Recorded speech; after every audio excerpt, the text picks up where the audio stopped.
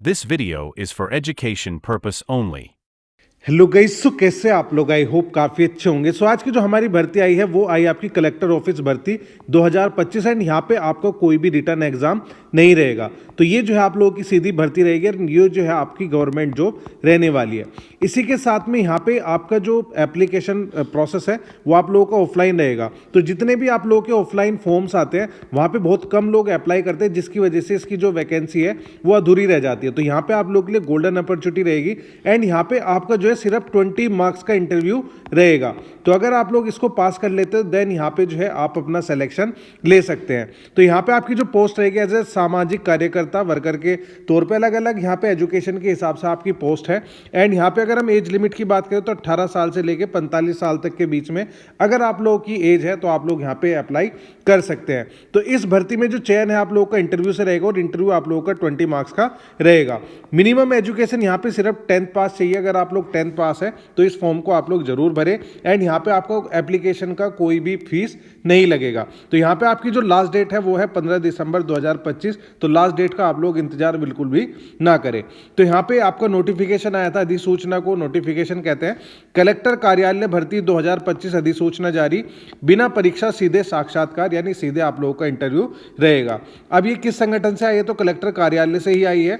And यहाँ पे आपकी जो पोस्ट रहेगी वो अलग अलग है, जैसे जिला बाल संरक्षण अधिकारी, सामाजिक कार्यकर्ता, आउटरीच कार्यकर्ता। तो आप अपने एजुकेशन के हिसाब से जो भी आप लोगों की पोस्ट लगती है उस पर आप लोग अप्लाई कर सकते हैं। इसकी जो स्टार्टिंग डेट है वो 25 नवंबर से स्टार्ट हो चुका है एंड यहाँ पे आपकी जो लास्ट डेट है वो 15 दिसंबर 2025 रहेगी एंड यहाँ पे ये आप लोगों का ऑफलाइन रहेगा। नीचे स्क्रॉल करते हैं। अगर हम आयु सीमा की बात करें तो 1 जनवरी 2026 को यहाँ पे आपकी मिनिमम 18 साल और मैक्सिमम 35 साल होनी चाहिए। अगर आप लोग ओबीसी से बिलोंग करते हैं तो आपको 3 साल का रिलैक्सेशन मिलेगा। अगर आप लोग SC ST से बिलोंग करते हैं तो आपको 5 साल का रिलैक्सेशन मिलेगा। इसी के साथ यहाँ पे जैसे आप लोग नीचे स्क्रॉल करते हैं तो यहाँ पे आपकी ये सारी पोस्ट दोबारा से इन्होंने बताई हुई है एंड ये जो है अखिल भारतीय नौकरी रहेगी, यानी पूरे भारत में आप लोग कहीं पे भी रहते हो तो सभी लोग यहाँ पे अप्लाई कर सकते हैं। अगर हम यहाँ पे आपके आवेदन शुल्क की बात करें तो इन्होंने कहा है कि सभी श्रेणी के उम्मीदवारों के लिए ये निःशुल्क है, यानी कहीं पर भी जो है आपका रजिस्ट्रेशन चार्ज कुछ भी नहीं लगेगा। नीचे स्क्रॉल करते हैं। अब यहाँ पे आपकी चयन प्रक्रिया के बारे में इन्होंने बताया कि कैसे आप लोगों का चयन होगा। कलेक्टर कार्यालय CG के उच्च अधिकारी उम्मीदवारों को निम्नलिखित के आधार पर नियुक्त करेंगे। तो यहाँ पे आप जैसे 10th के बेसिस पे करते हो तो यहाँ पे 10th की जो परसेंटेज रहेगी उसका 70%, ठीक है। उसके अलावा अगर आप लोगों को कोई भी एक्सपीरियंस है तो उसका 10% आप लोगों का जुड़ेगा और आपका जो इंटरव्यू है उसका 20%, यानी टोटल आपका जो 100% में से आएगा एंड जो भी आपका परसेंटेज बैठेगा उसी के हिसाब से आपकी मेरिट लिस्ट बनेगी और तब आपका जो है सिलेक्शन होगा। ये सारी चीज़ें उन्होंने बताया हुआ है।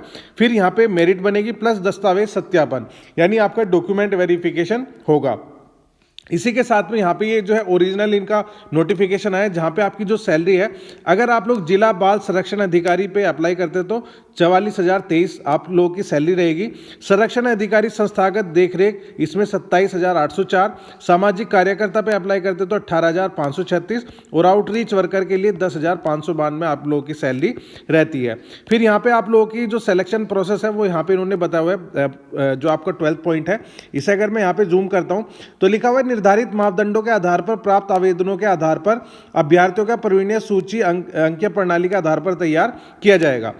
12.1 में लिखा हुआ है अनिवार्य न्यूनतम शैक्षणिक योग्यता में प्राप्त अंक के प्रतिशत पर 70% अंक दिए जाएंगे, यानी 70% आप लोगों के जो भी नंबर आए हैं 10th में या 12th में जिस भी बेसिस पर आप लोग भर रहे हैं उसका परसेंटेज, प्लस 10% अगर आप लोगों को किसी भी चीज़ का एक्सपीरियंस है, जैसे जो भूतपूर्व सैनिक होते हैं या भूतपूर्व जो किसी भी तरह से सरकार से जुड़े हुए थे तो वो ये उनके लिए है। फिर यहाँ पे आपका जो है उपरोक्त में से प्राप्त अंकों के आधार पर प्रवीणीय सूची तैयार की जाएगी। व्यक्तिगत साक्षात्कार और कौशल परीक्षा हेतु 20 अंक निर्धारित किए, यानी आपका जो इंटरव्यू है वो 20 नंबर का रहेगा, ठीक है।